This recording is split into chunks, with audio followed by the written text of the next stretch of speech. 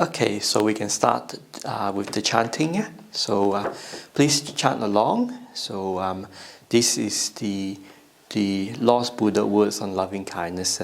Okay, so this is what should be done by one who is skilled in goodness and who knows the path of peace. Let them be able and upright, straightforward and gentle in speech, humble and non-conceited, contented and easily satisfied, unburdened with duties, and frugal in their ways, peaceful and calm and wise and skillful, not proud or demanding in nature. Let them not do the slightest thing that the wise would later reprove. Wishing in gladness and in safety, may all beings be at ease, whether they are living, wherever beings they may be, whether they are weak or strong or meeting none, the great or the mighty, medium, short or small, the seen and the unseen, those living near and far away, those being born and to be born, may all beings be at ease. Let none deceive another or despise any being in any state. Let none through anger or ill will wish harm upon another, even as a mother protects with her life her child, her only child. So with a boundless heart should one cherish all living being, radiating over the entire world, spreading upwards to the skies and downwards to the depth, outwards and unbounded, free from hatred and ill will, whether standing or walking, sitting or lying down, free from drowsiness. One should understand this recollection. This is said to be the abiding, by not holding to fixed views, the pure-hearted one, having clarity of vision, being free of sense desires, is not born again into this world. Sadhu, sadhu, sadhu. Okay. Thank you. Over to you, Benjamin. Okay. So, as usual, I think with any topic, I'm not sure what topic we should talk about. But maybe we'll talk about the way that we view things within ourselves, with the other people, and also with the world, because it's quite interesting. One thing I notice sometimes my interaction with other people in the community, and sometimes it's positive, and sometimes it can be a bit negative. Sometimes it can lead to a bit of argument and conflict. So when we look at conflicts within ourselves, with other people, we realize this is basically a part of nature. Just being a human being, there's time to time there's a lot of disagreement, and sometimes when that disagreement happens, it can lead to mistrust, argument, misunderstanding, just like all of us in the world. So even in monastery, things like that tends to happen once in a while. Because one thing I've been reflecting, that if there's too much discussion over a topic, that the community is a bit, we'll say, in a lot of disagreement with. So what I mean by that is, okay, due to climate change and the global warming, the monastery is thinking of getting an electric vehicle to lessen the amount of fuel that we're using. Because in the monastery we have about 28 monks, so there's a lot of driving for the monastic to drive to town to see the doctors, to go out for house dana, blessing, funerals, in-town teaching at the Buddhist Society of Western Australia. So there's a lot of driving to the doctors and dentists and stuff. So in the monastery is using roughly about $2,000 of fuel a month. So there's a lot of fuel use. So the monastery decided for this year Katina is to raise money to buy an electric vehicle. So we are planning to buy a new electric vehicle for the monastery as a trial and see if we can lower the emission of the monastery. Because in the monastery we have a few cars, so we plan to get an electric vehicle and hopefully put in some solar panels and also batteries, so we can lower our carbon footprint in the monastery.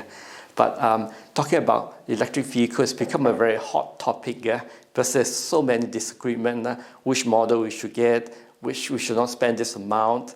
And being myself as a mechanic, usually I give the best advice for the best vehicle, value for money and liability. And sometimes the Sangha members and the committee say that we should not spend something too expensive or too luxurious to go for the like the cheapest model, or we can basically don't buy electric vehicles at all, because they will take out the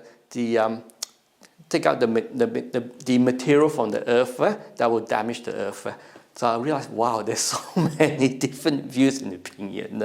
So sometimes it can lead to some hot argument and confusion. Sometimes when I think about it a lot, I go back and I say that all I wanted is just to recommend the best electric vehicle in the market that won the most award and will last the monastery the maximum time and also longest battery life. But I didn't expect so much argument over just an electric vehicle in the first electric vehicle in the monastery.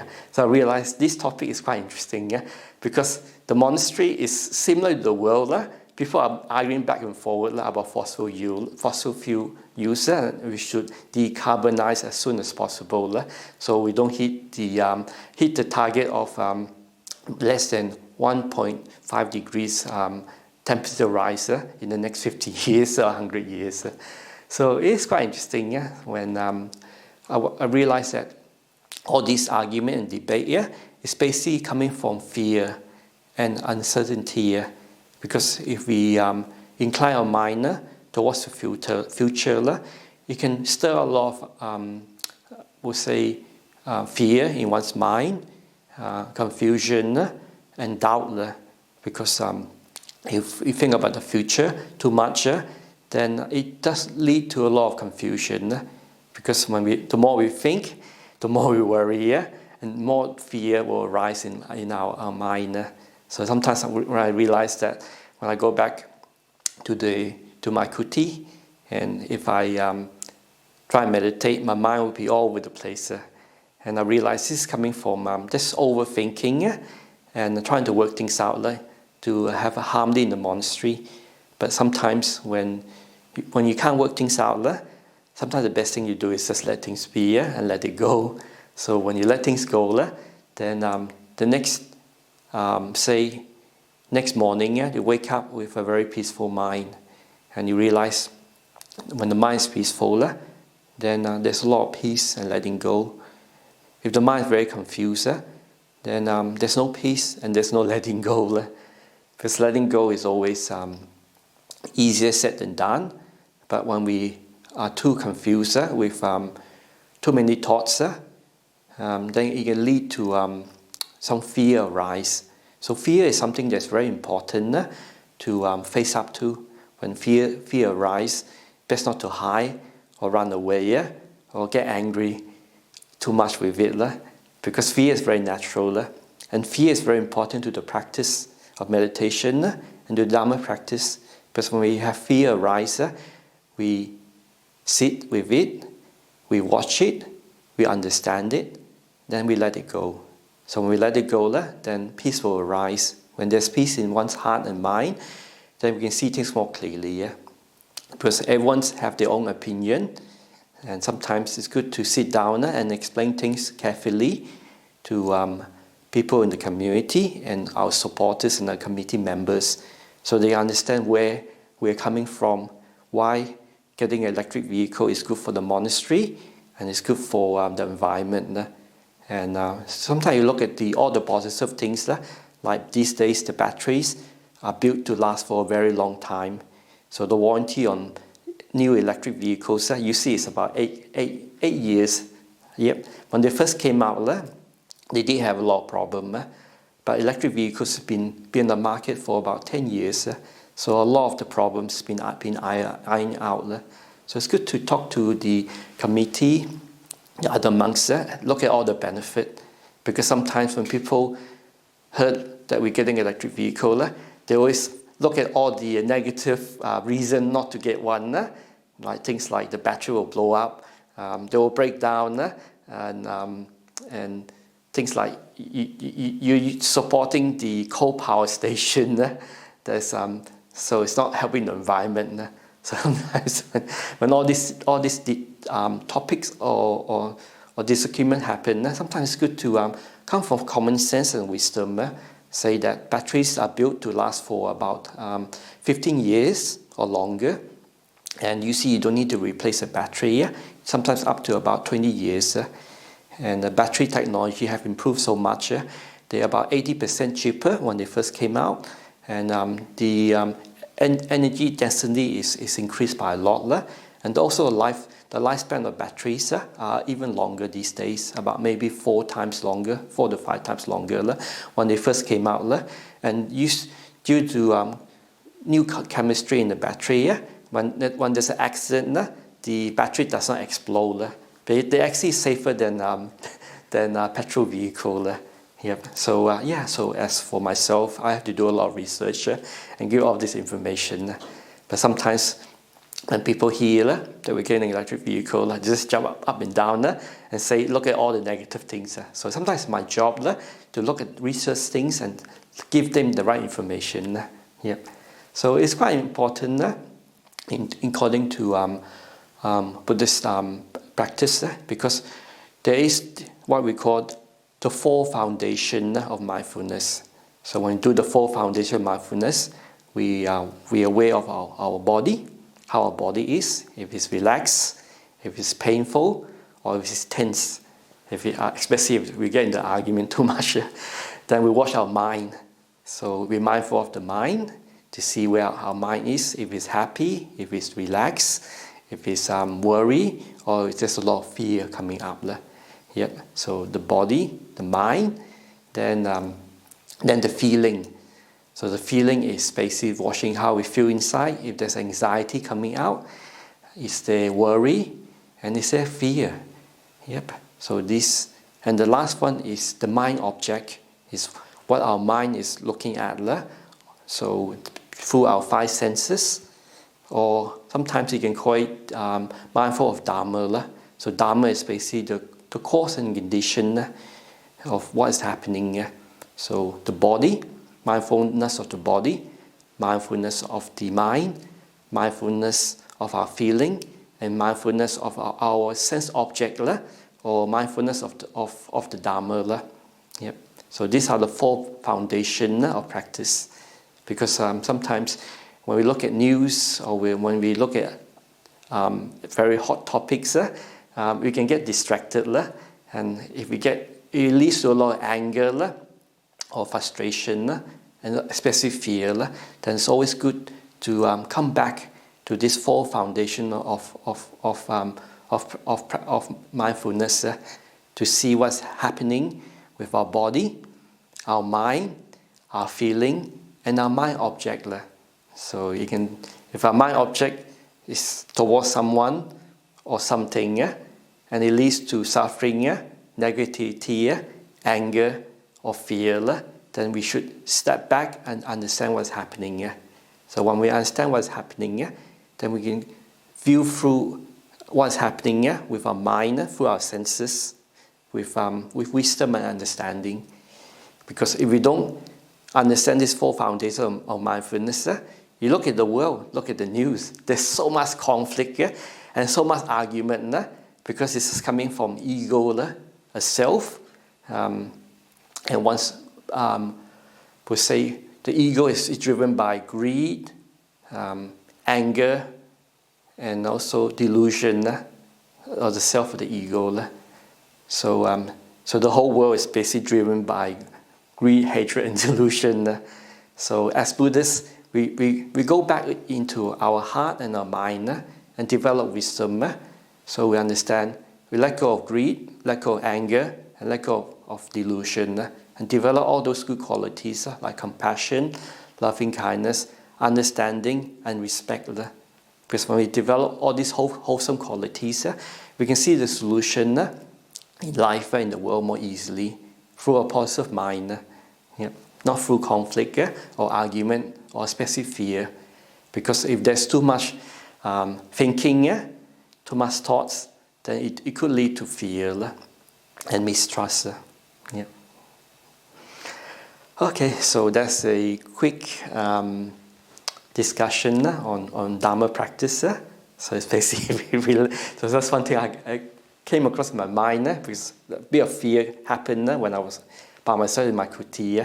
And that came from this long argument in the monastery over electric vehicle. I don't believe it sometimes myself. Okay, so hopefully we can start the guided meditation. Yep, so I think it's time. Okay, please. So we sit comfortably and we relax the body. And if you're in your house or in the back garden, you can always turn off the light or find somewhere that's very quiet. Yeah? So when you relax, then you gently close your eye.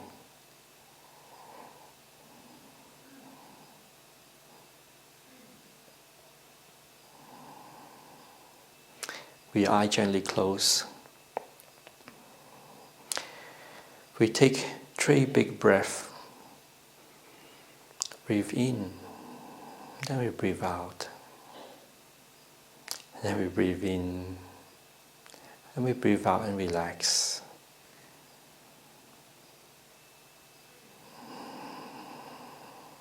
We relax our face. We relax our body. You always start off relaxing the body first, as much as possible. Especially if we've been working very hard. Because when we are very busy in our daily life, our body might be a bit tense. And when the body is tense, we need to learn to make it peaceful, relax and at ease. So it's always good to start off with a body scanning first, just to relax the body more. So we start off with our head. We relax the top of our head. We relax our face. We relax our throat. We relax our neck.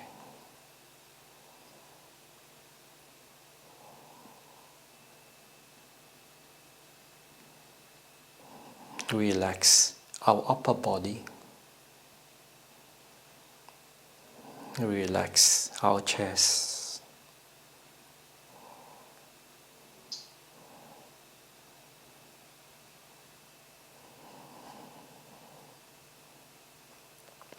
We relax our arm. Relax our right and left arms. we allow it just to sag, so it's not stiff.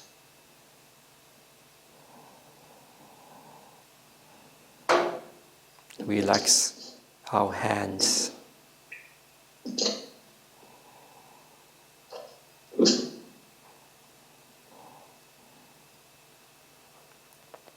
Relax our fingers.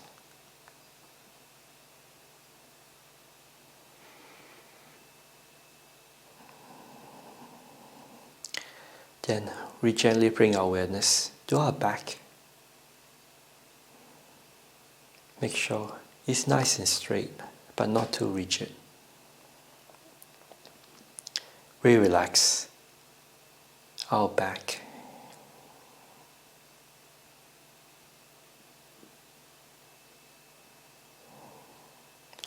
We relax our tummy.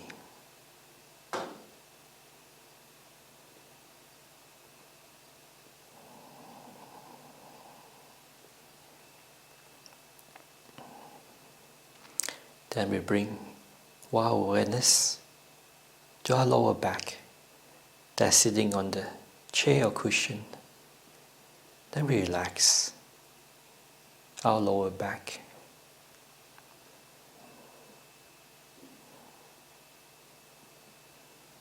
And if you need to move it, please move it.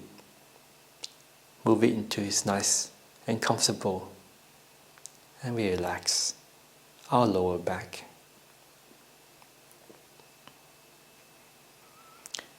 Now we bring our awareness to both our legs. Relax our leg. Relax our thigh.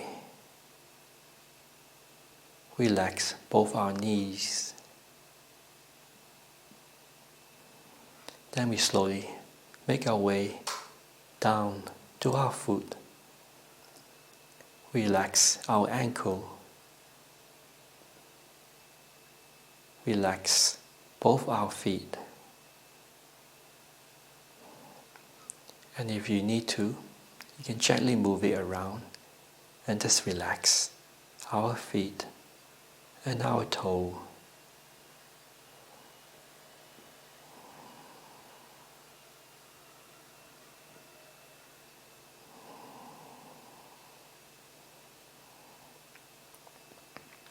Now we gently bring our awareness to our whole body and just notice any part of our body that's a bit tight, tense, or a little bit of pain, and we just make peace with the pain,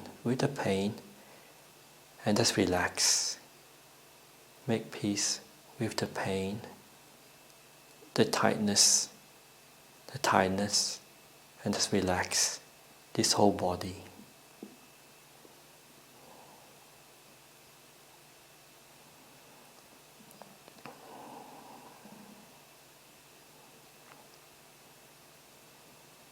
After relaxing the body, we bring our awareness back to our face.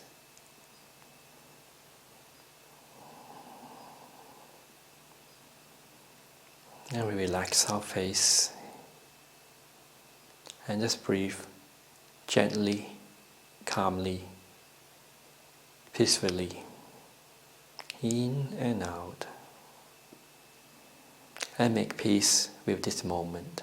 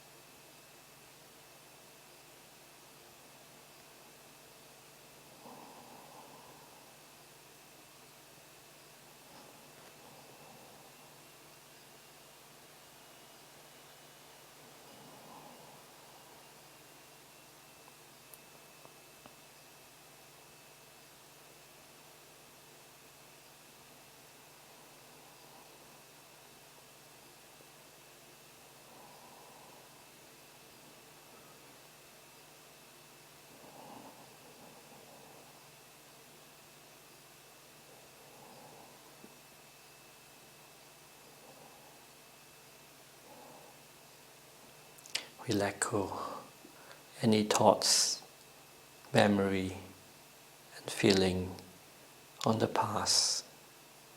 Let it go. It's not important. The past is already gone. We don't worry about the future. It's so uncertain.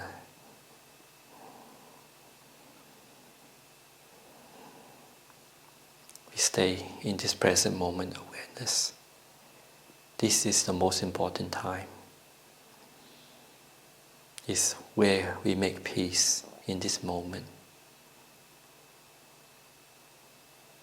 And let go of the past and the future.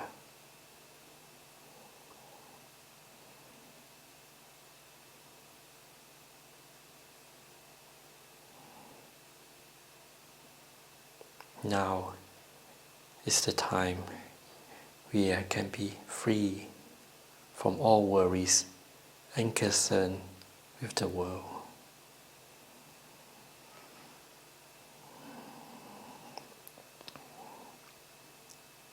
And gently stay within this body, the safety of this body, and allow our breath to calm the body and calm the mind and make peace with this moment.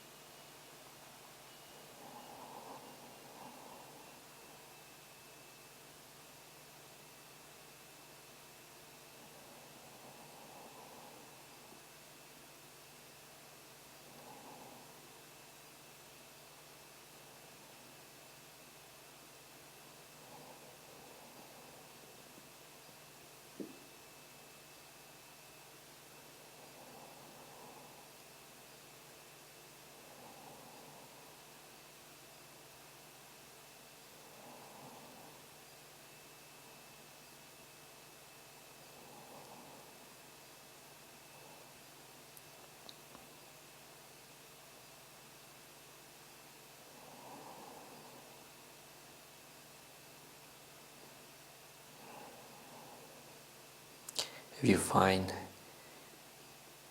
your mind is still wandering, it's okay. The mind will wander time to time. Just gently bring the mind back to the breath.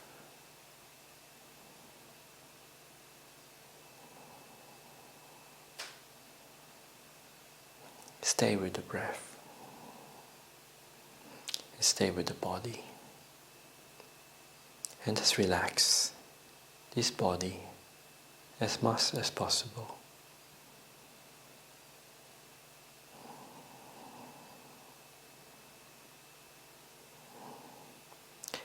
we make peace with our feeling, our thoughts, and our body.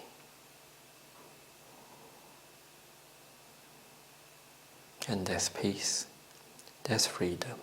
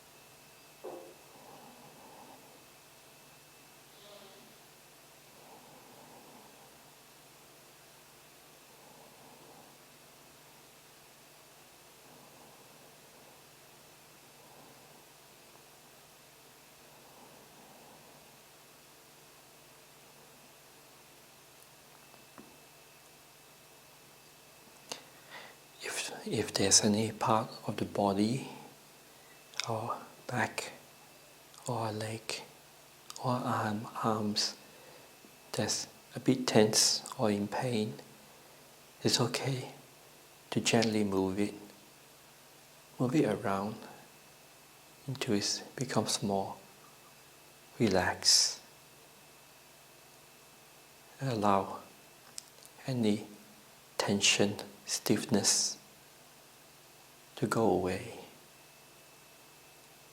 Mindfully move any part of your body that's stiff or a bit painful, and just relax.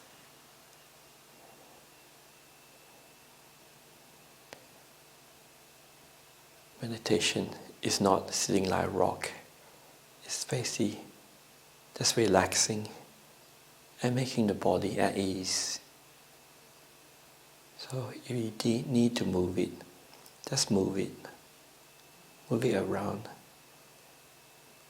until it's nice and comfortable. Then relax. Then relax the body. And gently go back to the breath. And allow your breath to calm the mind and calm the body. Relax and letting go.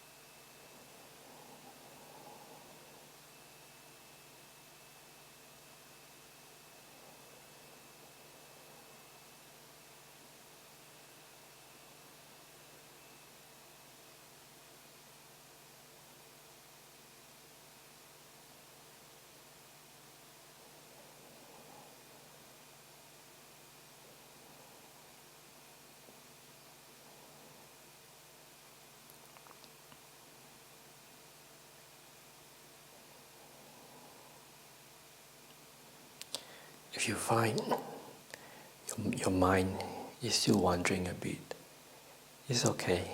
Sometimes when things are quiet and peaceful, the mind will wander a bit. The goal of meditation is not to stop the wandering mind or stop thinking. It's to calm and relax the mind and relax the body.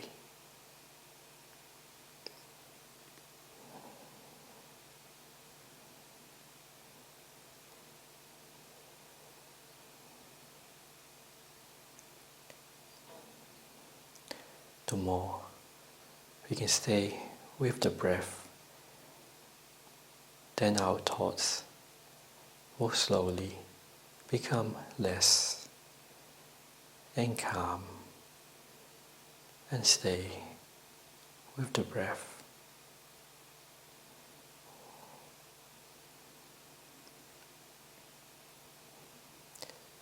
The less we wander, the more peace there will be.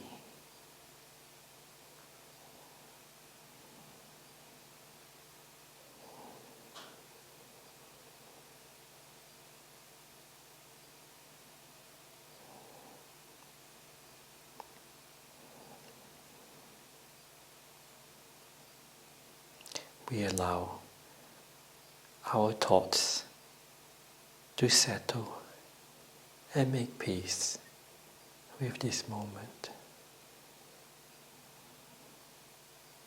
Peace and letting go.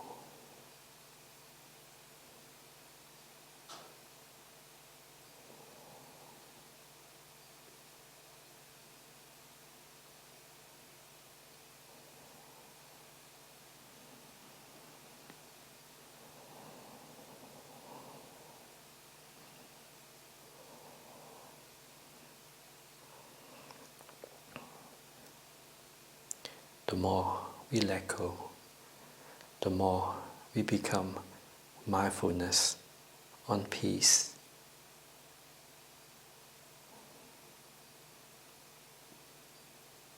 Peace, calm, letting go.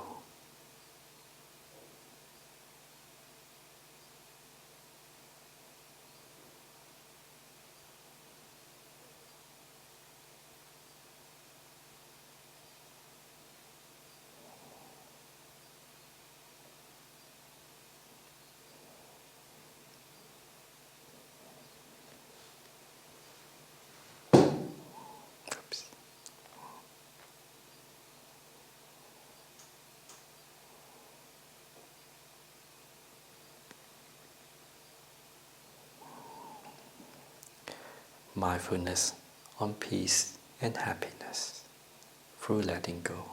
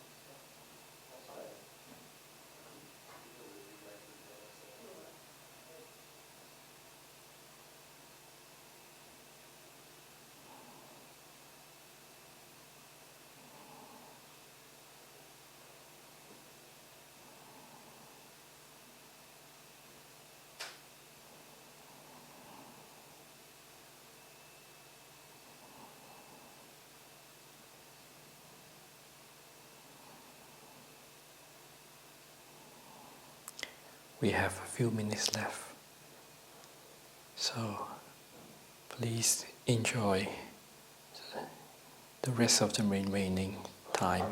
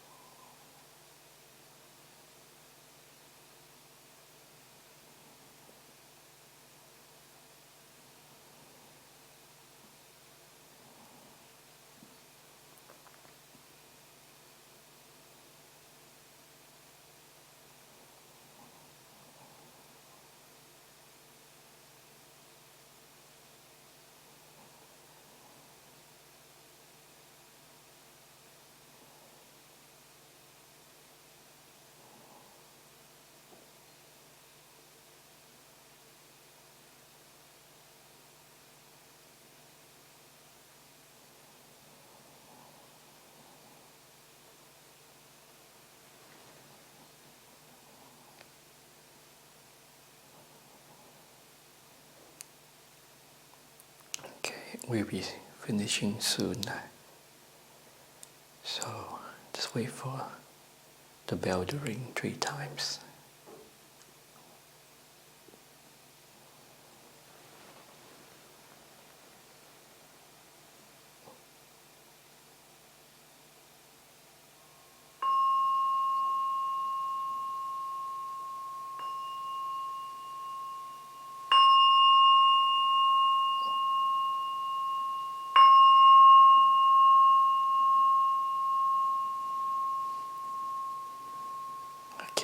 So just gently come out from your meditation and just relax for a few minutes. Or relax for a minute.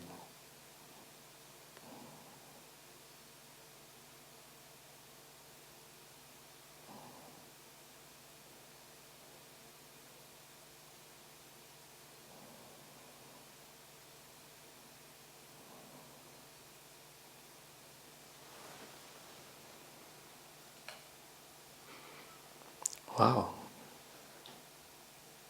there's quite a lot of people tonight. It's about 30 people joining us online. Probably the biggest group I've seen so far.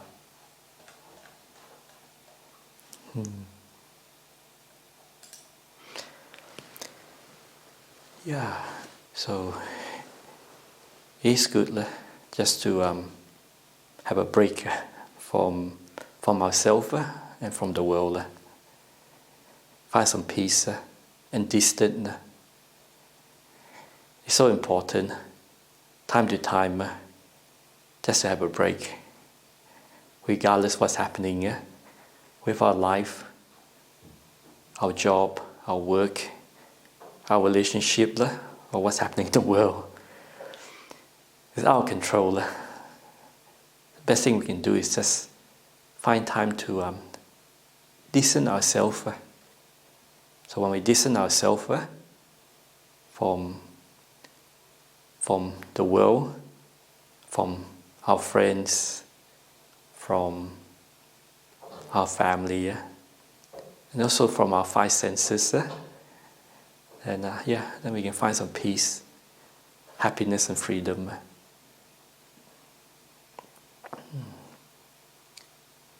This mindfulness practice is very important.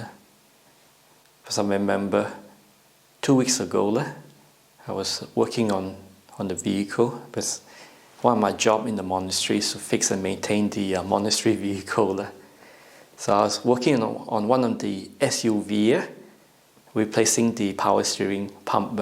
So it required to take out the tires, and I decided to check the brakes at the same time. So I didn't, a bit sloppy, so I didn't bend my knee properly, and holding close to me. So the next day, I woke up with a painful back. I was going, oh, geez, I hurt my back again. The last time I hurt my back was when I was working up in the mines, moving the big trucks tire. I thought I was very strong and fit. After the next day, I got really bad back pain. Wow, that was pretty bad. But I knew it. One way is to meditate and just give it a rest. So I did some meditation and it slowly went away and I went back to normal. But 2 weeks ago, I hurt my back again.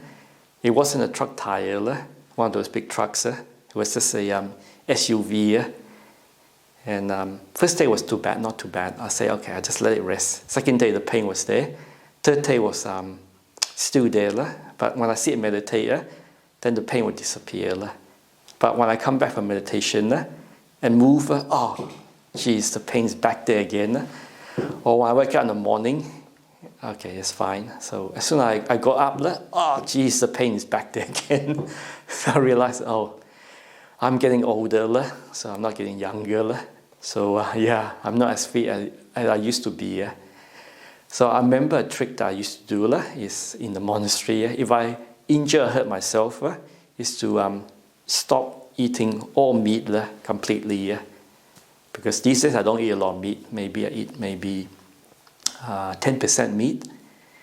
So I decided, okay, I need to stop. So I just went completely off meat, stuck to plant, fruit and veggies. And within the next day, I woke up and I go, oh, okay, let's have a look. And I moved my back and the pain was gone. It was stiff, but it was gone. So I realized sometimes diet is very important. Because the Buddha say, food is like medicine. If we eat well, then this body will heal better and will become stronger. Yeah, so it's quite interesting. So something I'd like to share with you. So if you ever injure or hurt yourself and you want to recover quickly, just go off meat completely, get plenty of rest, then this body will regenerate quite rapidly. Okay, thank you. Is there any questions from the audience? Do we have any questions? You're welcome to put them in the chat or to unmute yourself and ask a question if you would like, or if you just simply want to make a comment, you're most welcome to do that too. We have something here. Okay. Would you like me to read it for you, Venerable? Yes, thanks, Chris. Easier. Thank you, Bhante, for your guided meditation. I have a question. How to manage a strong feeling of disgust, which is directed towards oneself? I started to have this problem recently. Thank you. Okay, so it's pretty hard when that do arise in our mind. Sometimes I have that same feeling to myself. If I associate with people that is not practicing, basically keeping the precept, or not a Buddhist, or sometimes even if they're practicing Buddhism, sometimes this disagreement will happen. And when that happens, we have to learn to basically forgive ourselves. We are human beings, and we do make mistakes. And when we do make mistakes, we forgive ourselves for the mistake we made. Because if we don't forgive ourselves, we will carry it on in our heart. And if we carry it on, we might think, oh, it's my fault, or that person is not being reasonable. And basically it leads nowhere. Sometimes if we understand that if we made a mistake or the other person is too aggressive, then we basically learn to distance from that person as much as possible. But if we feel that we are at fault, sometimes you have to learn to forgive ourselves. But sometimes when I speak a lot, sometimes I might say something out of basically an argument wasn't correct. Then if I go back to my kuti, then I think about it over and over again, saying that, oh, that's not the right information. I should say something better. Maybe I should talk about it before I say anything. And sometimes, I blame myself for mixing around with a group of people that's quite aggressive and quite abusive, and always want to get their way in life. And if I leave that community and come back to another monastery or the main monastery, and I feel like, wow, I was treated so badly, and used and abused, then the more I think about it, it would basically degrade myself. But in Buddhism, we call something called non-self. If we think there's a self, there's an I, there's a me, then we will continue to suffer. But we realize that if there's no one there, and suffering only arises if we think of the negative thoughts, feelings, and memory, then we basically continue to hurt ourselves. It's like someone abuses us. The Buddha says if someone hits you, hits you, abuse you, harm you, like any thoughts of ill will, towards that person, then you're basically not a true, precise student of the Buddha. So that's what the Buddha told his monks, that if any anger arises in one heart, then he's not practicing, he's not a true student of the Buddha. So that sounds really extreme. Sometimes things like that happen. Then we can really think about it too much. It basically only harm ourselves.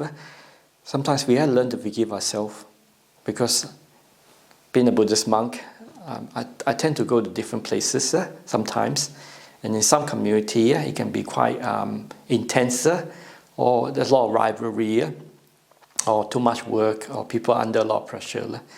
Sometimes I feel like I get used and taken advantage. But the good thing is, being a Buddhist monk, we move around and we go to different community. So when I come back to this community, because it's a big community and there's a lot of monks here, then when you're by yourself, all these memories do arise. And when they arise, we have to learn to skillfully let it go. Because we are living in the human plane, and there's always problems arising all over the world, even in monasteries, even with our other monks and supporters. And sometimes the best thing to do is just let it go. And when we let it go, we are free. If we don't let it go, we carry it in our heart and in our memory. So that's why meditation is something, takes time. It is a process that we learn to let go of those negative memories and thoughts and feelings. The more we let go, the more we distance ourselves from that person. And the more we can let go, the less we make the same mistake. Because it is a learning process. I mean, if we are perfect, then we will be all enlightened already. Being an enlightened being, being free from all defilements, greed, hatred, and delusion. But must remember, a person that's enlightened, there's no self there. There's no one there. It's just completely empty. There's no one. There's no my suffering, I suffering, my pain, my burden, my fault, my karma. When there's an I and there's a Maya, there's suffering. When there's no one, when there's none, there's no self, then there's no suffering. So so non-self is something very deep and very hard to understand. But through letting go, forgiveness to oneself and other people, then we become free. Okay, thank you. Hope that helped.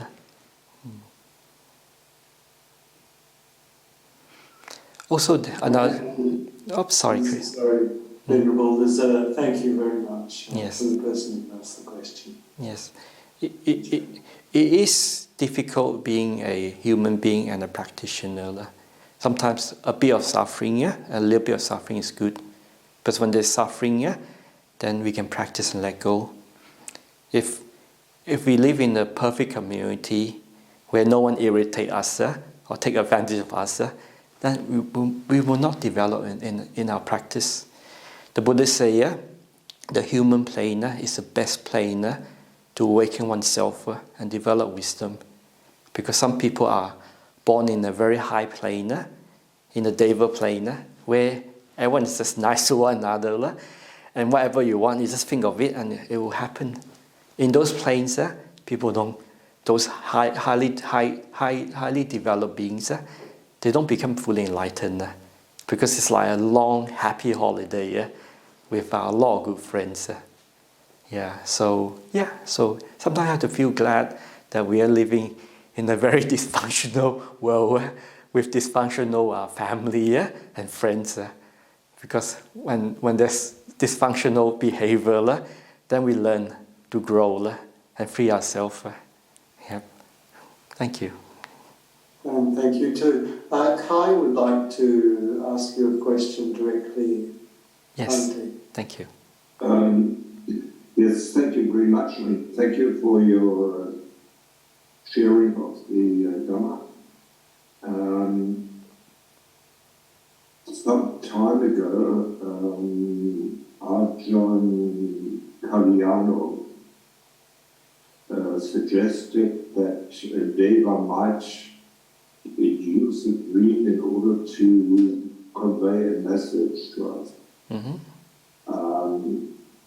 Do you think it's possible that when, for us, things are going too well, there's nothing to worry about, everything is going smoothly, no problems, that a Deva might pull the rug from under our feet, so to speak, in order to provide us with a challenge, which in turn helps us to grow?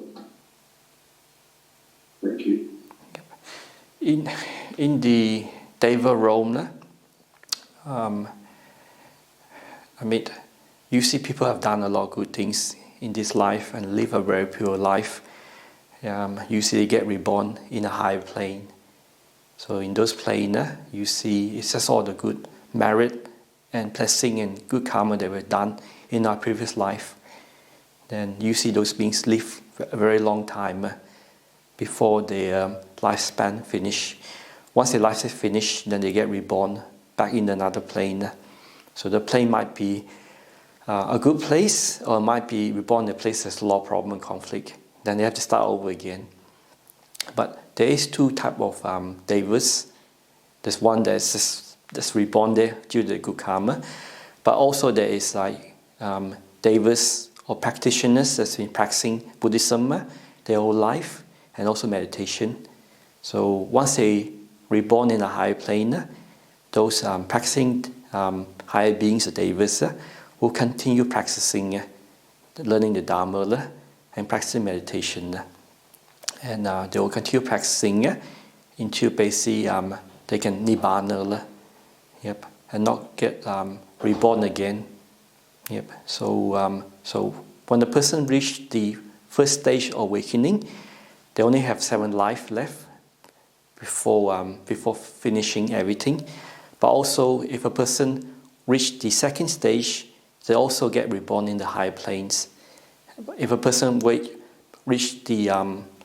become the third stage of awakening, the anagami, they only have one more rebirth that's in the higher planes, and from there, basically they nibbana.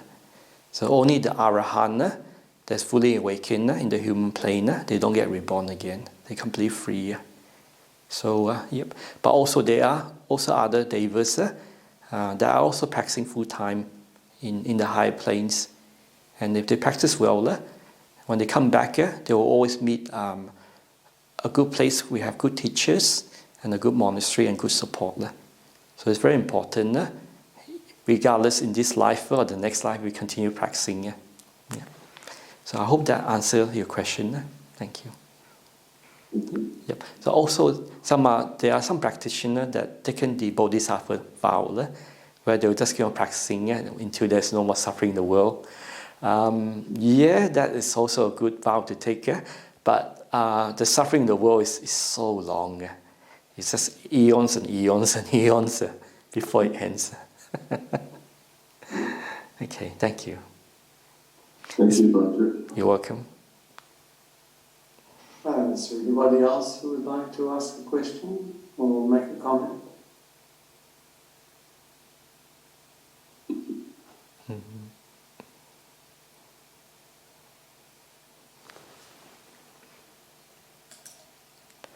Okay, so I guess it's good. Yes, I think it's been a very nice evening, but I do have a question. Yes. How can meditation best help reduce stress? Okay. So meditation is mainly just learning to let go, because sometimes if we think, some practitioners, they make the mistake in the beginning. It's called beginner's luck. When they first do meditation, they manage to let go. And when they let go, the mind becomes very peaceful. And some practitioners, when the first time they let go, their five senses disappear and the body vanish. And when the body vanishes and the five senses disappear, the mind goes very deep. So when the body disappears and the mind becomes very calm, this radiant brightness will arise in the mind. And when that arises, it's like the person feels very blissful and very free, completely free and blissful. Yep. So you look at people that have near-death experience, they describe the same thing, where the body disappears, the five senses disappear, and this is really bright light that arises in the mind. And they feel like, wow, they're in another world. But for Buddhist practitioners, we know these things happen in deep meditation. So sometimes for beginners, when the mind is very calm and peaceful, you feel that peace and happiness. And so for some practitioners, very rarely, if they let go of the five senses, then it goes very deep and very calm and very peaceful. That's why, for me, I always stress, let go of the body first. Because of the body, awareness is a foundation. We let this body relax as much as possible. Then the mind becomes calm and peaceful through letting go of the body and staying with the breath. Yep. So sometimes for beginners, it goes very deep and you get good result. But because of the craving, we want the good result again and again. It becomes like another doing, another wanting. So sometimes it's always good to have a beginner's mind. So a beginner's mind is like we meditate to let go and be peaceful and free. We don't meditate to gain or to get something, or to be blissed out in meditation. Yep. We meditate to let go and to free ourselves. So sometimes before we start meditation, we just remind ourselves, okay, time to let things go, and just have a break, and just calm this mind down, and relax this body as much as possible, and just have a break from life. Yep. Free our mind from all the drama and the tension and stress from late life, and just disappear for once. Yeah, so I mean, there's one simile I can take is like, if we work hard and we are so busy and we get involved in so many tasks, we become very, like, we sweat a lot, then we feel very uncomfortable and sticky. So when we take a shower, we clean this body and clean this, then we feel fresh again, so we can sleep and rest at night. So same with our mind. If we don't let things go, then we carry all this tension, anger and frustration, and especially fear in our mind. So meditation is basically like taking a mental shower. So we take a shower to clean this body. We sit down and calm the mind to basically just get rid of the anxiety, worry, and fear, and just give our mind a mental clean. It's like basically refreshing the computer. Yeah, so we refresh this mind. Yeah. Okay, thank you. And thank you too, because it just brought up something to mind that happened to me today. I had a problem with my computer and I didn't know how to solve it. Yes. And so I went and lay down for a while. And rather than getting frustrated, when I came back, the solution came easily. Yes. Yes. Sometimes when we rest or we have a nice meditation, then with a mind that's free from defilements or less defilements, we can see things clearly with wisdom. Thank you, Venerable. I have. Does anybody else have another question? I have another one. Yes, please. Thank you. You mentioned near-death experiences. Mm-hmm.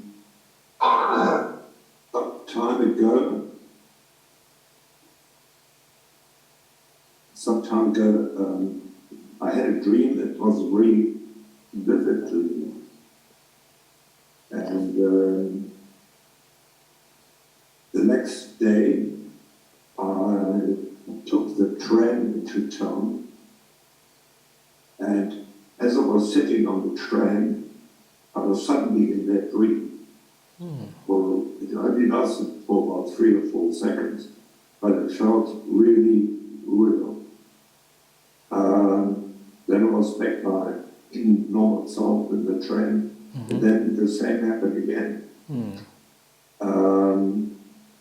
Anyway, I had myself checked, but I had possibly a neurological problem, but I didn't. So, is it possible that when we dream, that we go to other realms and then come back?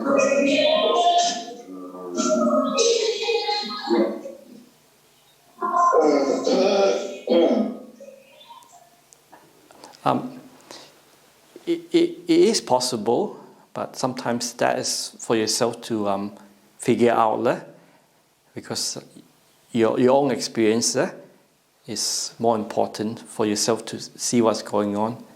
Because with the dream state, anything is possible. The reason why I say that is sometimes when I go to a place to visit, sometimes you pick up the energy of the place. It's so weird, and when you go back to sleep, you get these weird dreams that come out.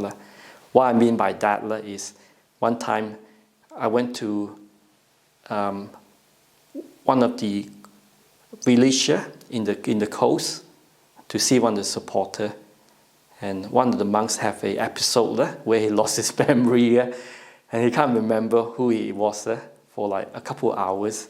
So we took him to the emergency department to basically see what's going on. So while I was there, you see so many people coming and going. And so you see in the emergency department, sometimes people don't make it, they die over there. So the next day, I was sleeping, then this dream came out where I dreamt of like a really vivid dream. I dreamt of this place in the hospital where I see a lot of dead people basically just stuck and trapped there. Like the vision of the place. And also you feel the people there that's very scared and worried and in complete madness and confusion. Yep. So after I woke up, I go, wow. But you see, when you have a dream like that, you wake up and the mind is very calm and peaceful. And you go, oh, that's interesting. Oh, geez. So after that, I just have to send loving kindness and metta to those people in the hospital that might have died and trapped there.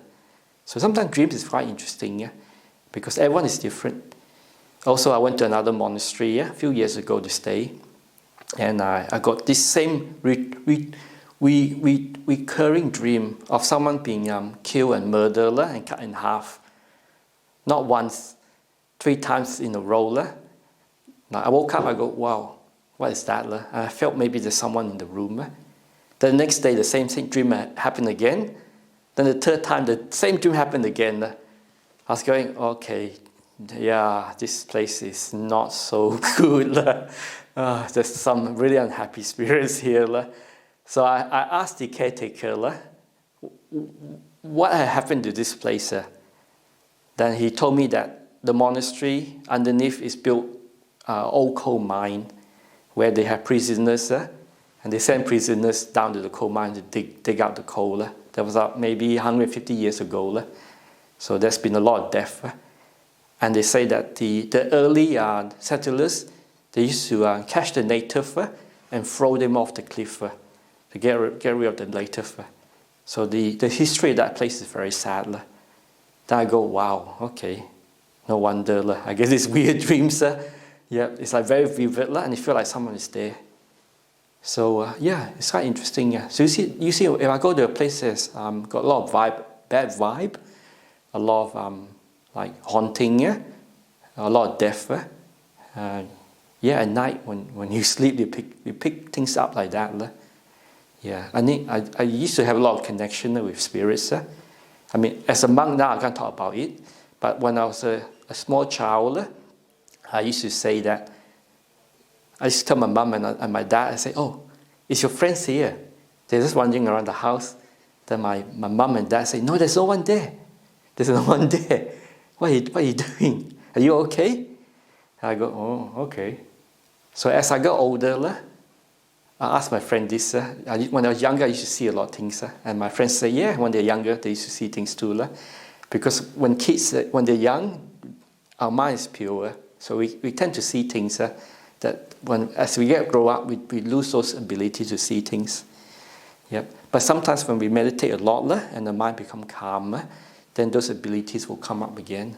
Yep. So so sometimes we have guests staying in the monastery, and they ask me, they see really bright light moving around, and they ask me, is this monastery haunted? And usually I ask them how bright the light is. And they say if it's not very dull, then I say maybe it's a spirit. But if it's really bright, then you see it might be most likely it's a heavenly beings. Because normally they come and visit monasteries. Yep. So so the mind is quite amazing. What the abilities that it does. Yep. So all this kind of experience, staying in the monastery is quite interesting. Because you meet a lot of interesting practitioners. And being a monk for like 15, about 13 to 14 years, you tend to get a lot of interesting feedback. Yep. Sometimes I met a guy that came in, he drives a really nice car, and he's a draftsperson. And I go, interesting, he's quite well off, and I don't know why he wants to learn meditation. So a bit of bias for me. But later on, when I got to know him, he told me when he was doing meditation one time, his body just came out from his body. So he was just watching himself meditating from outside his body. And he said he felt very calm and very peaceful. Yep. So sometimes meditation can do that. Sometimes we just sit in any place, and sometimes our conscience will just leave our body.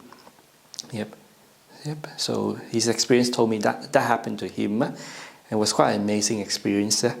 Able to just look at himself from high up. Yep. But when he noticed what's happening, he just went back. Okay. Thank you. Hope that makes sense. Thank you. Thank you. Yes, thank you, Kai, for your questions this evening. Venerable, I have a message from the chat for you, and I think this sort of echoes, many people tonight's feelings. I've really enjoyed listening to you speak this evening. And here is the message. Thank you, Venerable, for the meditation and the discussions. It has been informative and meaningful. Okay, thank you. Thanks. So, thank you, Venerable. And Venerable, I'm wondering if I could ask you to offer us a blessing this evening.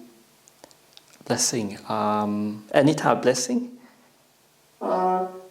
Something in Pali would be Pali, good. Okay. So I'll just do a short one, so everyone can rest. Okay. Nati ne sarananganu, putu ne sarananganu, ete na sachawate na sutite hote sapata. Nati ne sarananganu, Dhammo ne sarananganu, ete na sachawate na sutite hote sapata. Nati ne sarananganu, Sangho me sarananganu, ete na sachawate na sutite sapata. Okay, so that's a quick, short blessing. May the Buddha, the Dhamma, and the Sangha protect you. Yep. So basically, may the teaching of the Buddha and the Dhamma and the Sangha protect you in your journey, and may you be happy, well, and safe. So that's a quick, short blessing to everyone. Okay, thank you. Thanks for joining, and please take care. Okay, good night.